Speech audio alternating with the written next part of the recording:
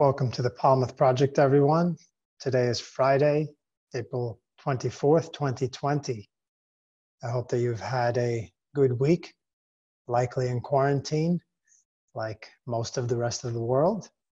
It looks like some cities and states are going to be, here in the US at least, opening up again soon. So I wish everyone well in that process. Now, this was the first week back for season 2. We had 2 wonderful episodes on Monday and Wednesday. In case you missed them, check them out at thepolymath.tv. I spoke to Chad Dichtenberg, one of my best and oldest friends, about his amazing work with Sips and Kicks, a nonprofit foundation focused on helping kids overcome health challenges such as diabetes, obesity, which is a major problem, as we know, for children and adults worldwide, through a very creative program where they go into schools throughout the tri-state area, now expanding across the nation in the US as well as globally. And on Wednesday, I spoke to one of my mentors, David Houle, who has coined the phrase the shift age and other profound brands that deal basically with how humanity needs to face the future in order to put ourselves in a better position. Covers topics including sustainability, politics, technology, and media, and how all these different forces of society need to start reshaping themselves and rethinking their way forward. David talked about how the 2020s are going to be the most disruptive decade in human history. And look what we faced here in the first quarter already with COVID and the pandemic as a preview of what's to come. Today is going to be a solo mission. I'm going to talk to you directly here about my take on what's happening with COVID, what's happening in the world right now. I posted an article on Medium 2 weeks back titled 2020 Life Vision, a Message to Humanity. So what is that message and what does the brand 2020 have to do with it? About 5 years ago, I wrote a book called 2020 Life Vision that's really focused on helping each of us individually find our own higher purpose. And what we do individually connects to what happens collectively. There's a connection between what's happening externally right now in the world with COVID and how it's affecting each of us, and the opportunity that each of us now has personally to take a different lens and a more introspective approach. With this quarantine, we may feel that we're forced to do a lot of things, and there certainly are some deep personal losses of freedom, which we believe, and hopefully it's true, that we're doing so in the name of humanity's benefit. It remains to be seen. We'll see what happens as different states and cities open up. And obviously, we're all doing our best to comply with stay-at-home orders that have come down from our political leaders, our elected officials. Next week, I'm going to invite onto the show one of my friends who's written a very interesting article on that topic and how it's our right as citizens of any state, city, or country that we're part of to question our elected officials on these decisions. Naturally, they're not easy decisions. These decisions have a lot of impacts, a lot of repercussions on all levels of society. We've certainly, by no mistake, by all means, we've entered a depression, whether we like that term or not. We're in that with unemployment in the States, and globally the impact and the ripple effect is going to be felt. So these decisions certainly weren't come upon lightly. But we do have the right to question them. And there certainly is some alternative thinking and alternative approaches that certain countries are taking, like Sweden, that didn't close its doors at all in terms of any type of quarantining or stay-at-home orders. There's different approaches. As we're seeing, there's different types of research. We're not sure how much of it, the data, the statistics, we can actually trust. And there's all different types of anecdotes and stories. People are speaking up, speaking out. Mass media is something that I certainly wouldn't trust and recommend that everyone takes a look at more independent, alternative forms of media and information and data that's coming through in terms of science from different parts of the world and different scientists that are speaking up and speaking out. Although again, a lot of them aren't being, shown or showcased in mainstream media, where there's a lot of the horrific news and the more dramatic form of information that's coming out, and the impact, the negative impact mostly that's having on people. We'll talk about some of that more next week with some of our guests. Today, and in the message to humanity that I conveyed through the article, really it's more of a focus about what we can do with this gift in ways, how we can see the silver lining in this opportunity we have now to take a more self-reflective and introspective approach. It's an opportunity. It's an opportunity for us. And we're seeing some of that expression also take place through different groups, through social media, how people are appreciating time with their families, time at home, time in their own environment, time to slow down. Let's slow down for a moment. Our society, this capitalistic, consumeristic rat race, has consumed us, has fragmented us, it's fractured us in so many ways. And in spite of all the losses that have come in terms of jobs and in terms of productivity and GDP, all these metrics that we seem to be so connected to in the mainstream and in mass media, really, what do they mean for our happiness, for our internal world, for our own independent individual lives? That's the opportunity we now have. And that's the message to humanity, I think, we're seeing and we're able to get. And it's a really golden opportunity, and one that I hope each of us, all 7 billion plus members of the human race, the current human race, are able to take upon themselves. Obviously, there's over 1 billion living in poverty already. So stay-at-home orders and quarantines aren't really their concern. It's more about making sure there's enough food on their plate, and survival's a daily challenge for that segment. For the rest of us that were in a more normal flow of living and had our lives interrupted 6-7 weeks ago, let's look at the silver lining and take this golden opportunity, this moment, to make some space, make some changes, and rethink how our individual lives can be different. Not when this thing opens back up again, but now, right now, in this moment, today, in your own life. And within that reflection, we can start asking some deeper questions about purpose, about your purpose, my purpose, humanity's purpose, and how we can then from that point, with our own orientation reconfigured, bring some of that energy, some of that light back to our communities, back to our workplace, and to society at large. Because a rethink, I believe, is necessary. We have to rethink the whole thing, the whole system, our entire approach as humanity, as society, as different countries, nation states. Certainly needs to come under scrutiny at this moment. The way our healthcare system, the way our political system has handled everything to date, how it's dealing with things now, we can see there's a lot of cracks. There's a lot of room for improvement. But that which we can control the most is what happens when we look in the mirror and look inside into our own individual journey. That's why I created that program 4 years back, and that's why I felt compelled to speak up and write more about it at this moment.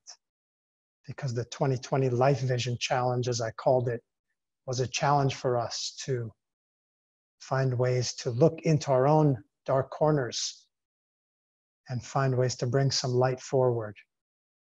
And this moment that COVID has introduced us to over the last 2 months, and I'm sure at least the next 1 or 2 months in this current format, and the lasting impression and stamp that it will leave on us, is that opportunity, I believe, for all members of humanity to take that next step and see where we can bring some changes into our internal landscape, our internal ecology, as the master philosopher Dario Salas Sommer spoke about and described so eloquently in his book, Morals for the 21st Century. Today is also the first day of Ramadan 2020. For all of those who are celebrating this wonderful festival, this wonderful spiritual opportunity, Ramadan Kareem. I'm one of those participants. This is going to be another 30-day journey internally, a retreat.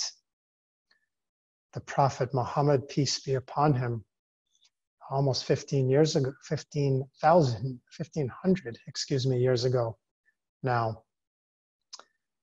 first began this practice and introduced it to his community. And it's a practice of retreat. In and of itself, it's a quarantine where the Prophet would leave his family and community and go to the mountains, into a cave, into a deeper meditation, a deeper connection with a higher power that was in himself. But in order to get that deeper connection, you have to quiet this, quiet the mind, and quiet all the externalities of life, and come into a more inward focus. That's what Ramadan is about, as well as fasting and giving up some of the things that we're used to having, things that we might take for granted, like food, like water.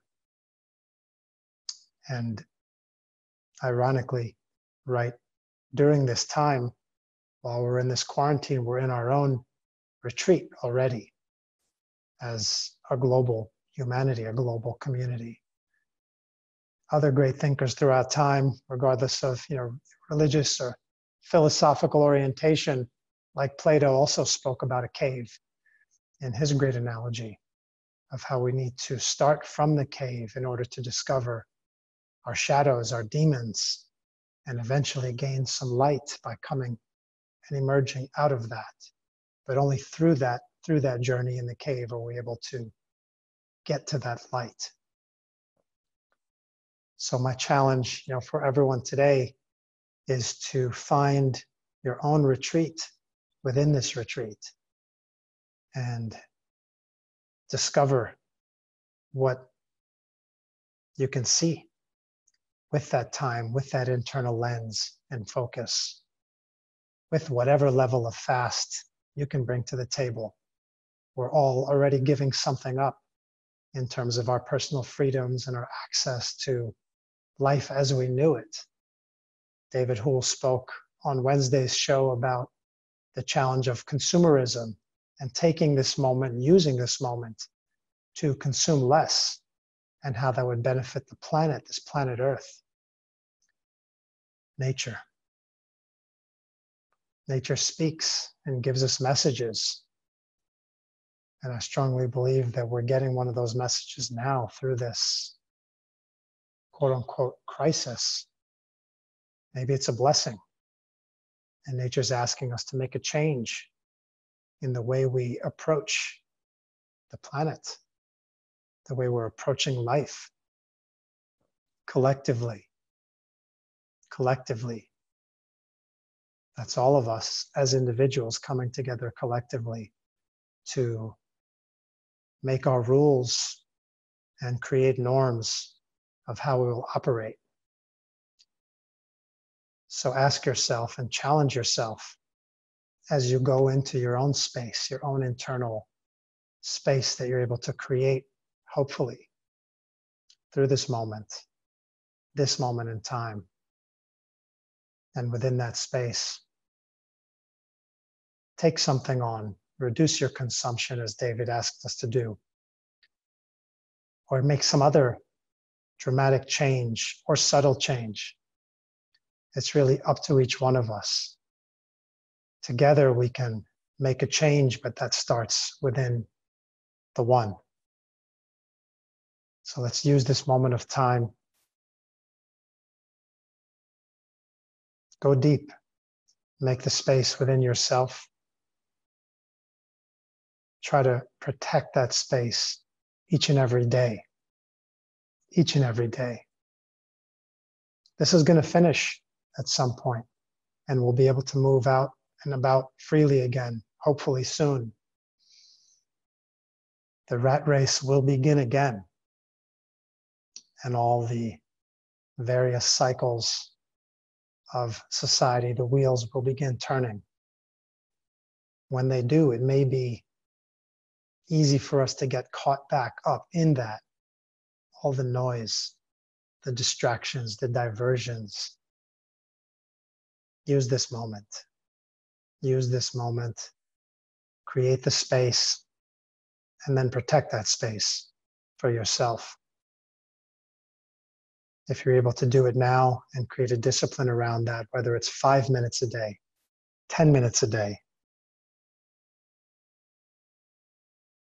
10-minute hourglass with probably thousands, maybe 50,000 little grains of sand.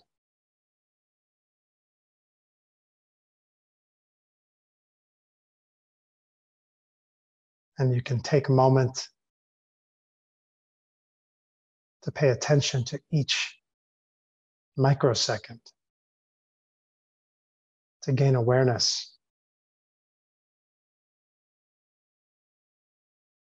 Quiet the mind and go deeper inside.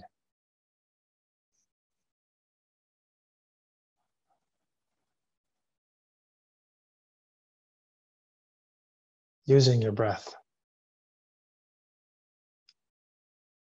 Find that silence. That's the message.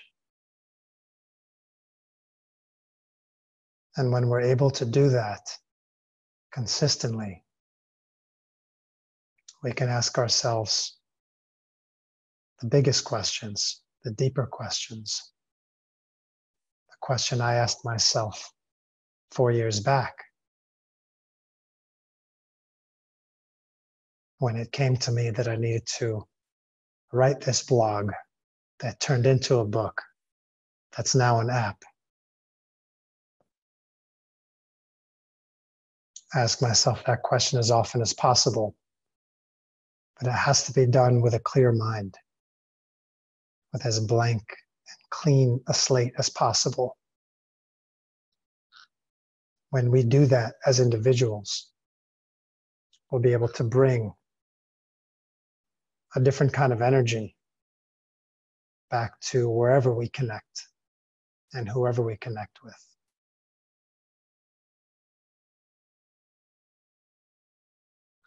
It doesn't matter what your political, religious orientation is,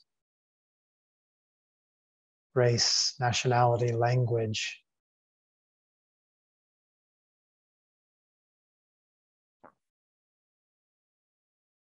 We have a lot of differences. It's almost 8 billion of us.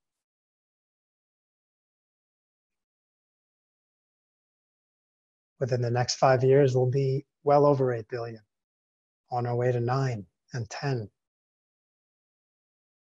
The planet and nature provides everything we need. It has provided for all of humanity everything we need. But we must respect it. We must heed its messages.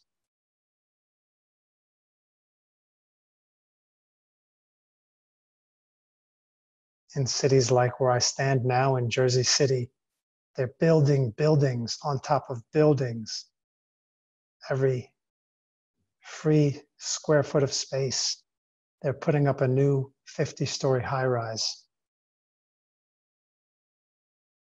Does that really make sense for humanity?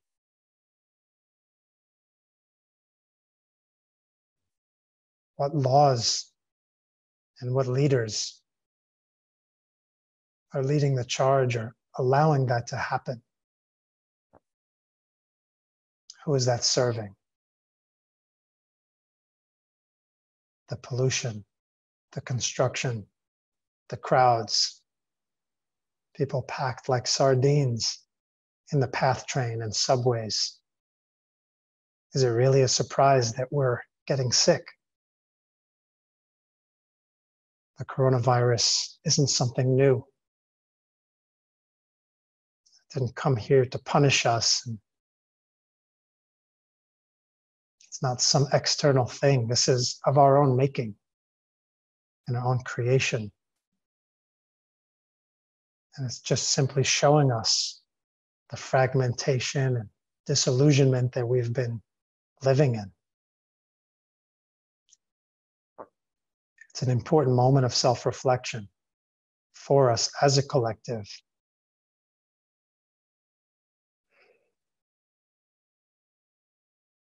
A chance for each of us individually to bring that reflection home into our own hearts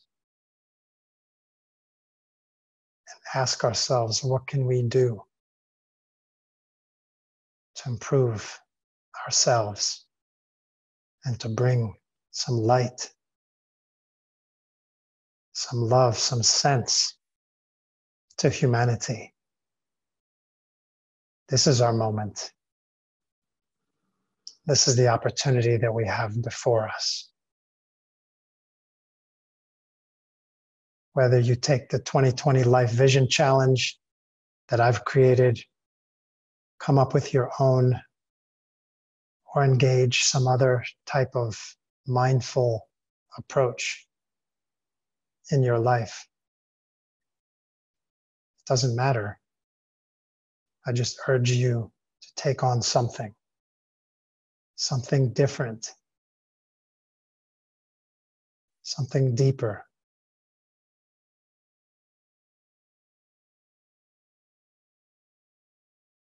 Something that takes you out of your comfort zone. The more of us that make that move with courage and limit the noise from the external world, the forces of control, the forces of the consumer economy that for years has forced us to buy into and buy literally things that we don't need and things that aren't our truth. The things that Chad spoke of on Monday, why these kids are out of shape and sedentary and eating garbage.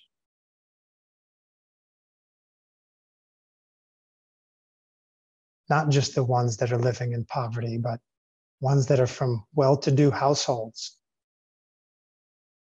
with families that are too busy to spend time together and cook and buy healthy ingredients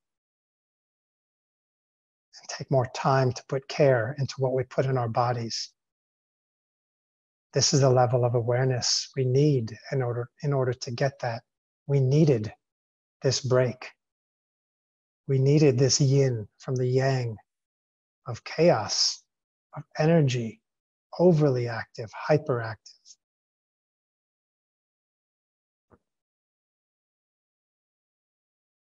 This is the karma that we have brought on. Nature's showing us something. It's time to wake up.